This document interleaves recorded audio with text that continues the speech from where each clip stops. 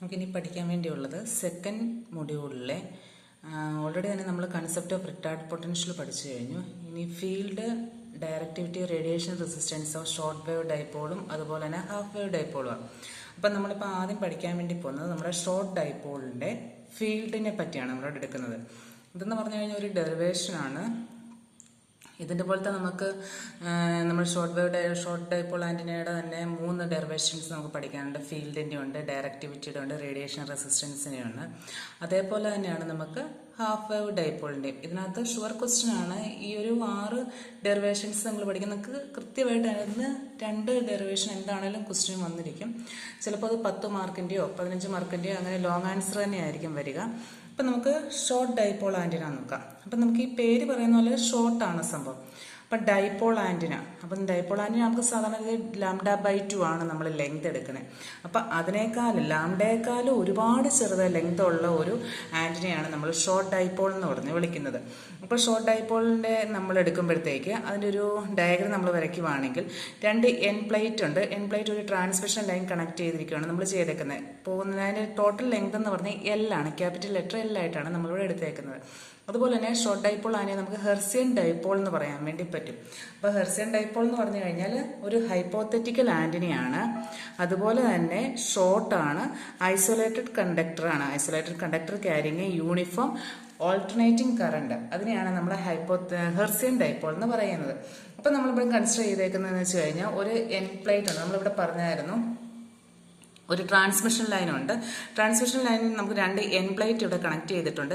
ഈ എൻ പ്ലേറ്റിന്റെ ഉദ്ദേശം എന്താണെന്ന് ചോദിച്ചു കഴിഞ്ഞാൽ നമുക്ക് കപ്പാസിറ്റീവ് ലോഡ്, അതായത് ഇംപിഡൻസ് മാച്ച് ചെയ്യണം. ഇംപിഡൻസ് മാച്ച് ചെയ്തെങ്കിൽ മാത്രമേ ഉള്ളൂ നമുക്ക് അയക്കുന്ന റേഡിയേഷൻ ലീക്കേജ് ഇല്ലാതെ നമുക്ക് കംപ്ലീറ്റ് ആയിട്ട് എടുക്കത്തുള്ളൂ, ഗെയിൻ നമുക്ക് കൂടാൻ വേണ്ടി.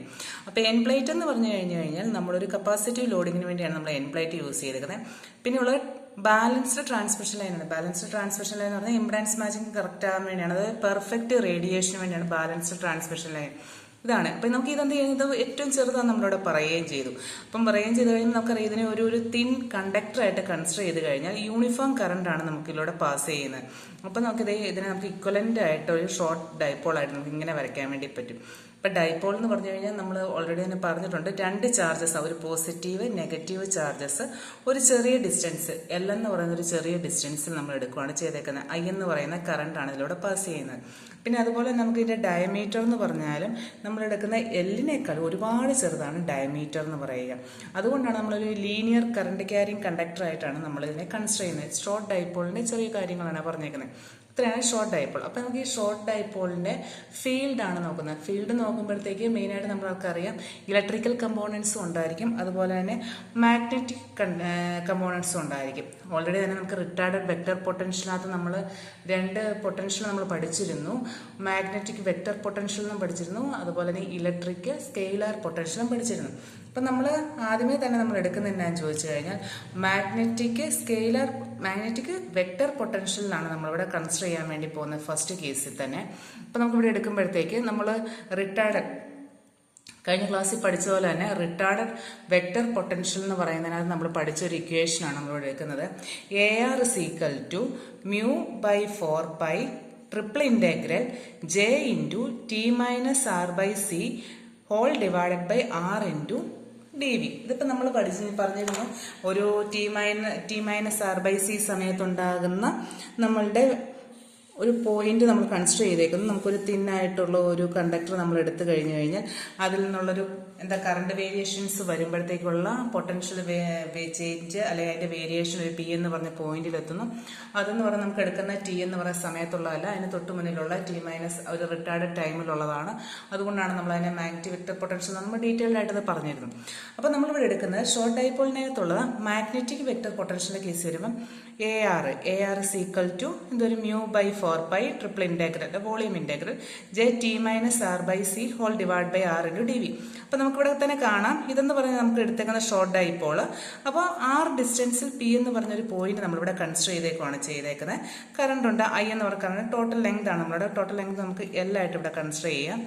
നമ്മൾ നേരത്തെ എല്ലാം എടുത്തേക്കുന്നത്, എല്ലാമായിട്ട് നമ്മൾ കൺസിഡർ ചെയ്തേക്കുന്നത്. അപ്പോൾ നമ്മൾ എടുക്കുന്ന എന്താ, ഒരു ലീനിയർ കറണ്ട് എലമെന്റ് ആയിട്ടാണ് നമ്മളിവിടെ എടുത്തേക്കുന്നത്.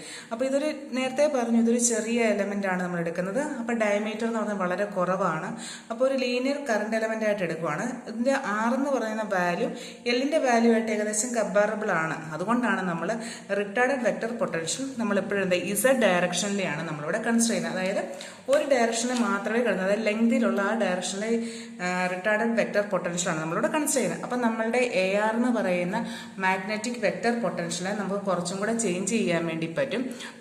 മാഗ്നറ്റിക് വെക്ടർ പൊട്ടൻഷ്യൽ എന്ന് പറയുന്ന ഒരു കേസ് വരുമ്പം AZ നമുക്ക് എടുക്കാം. അതായത് Z ഡയറക്ഷനാണ് നമ്മൾ എടുത്തേക്കുന്നത്. AZ is equal to mu divided by 4. ബാക്കി എല്ലാ ഇക്വേഷൻ സെയിം തന്നെയാണ്. mu divided by 4 by volume integral J T minus R by C V into dr. അപ്പം പിന്നെ അതുപോലെ തന്നെ നമുക്കറിയാം dV എന്ന് പറഞ്ഞാൽ വോളിയമാണ്.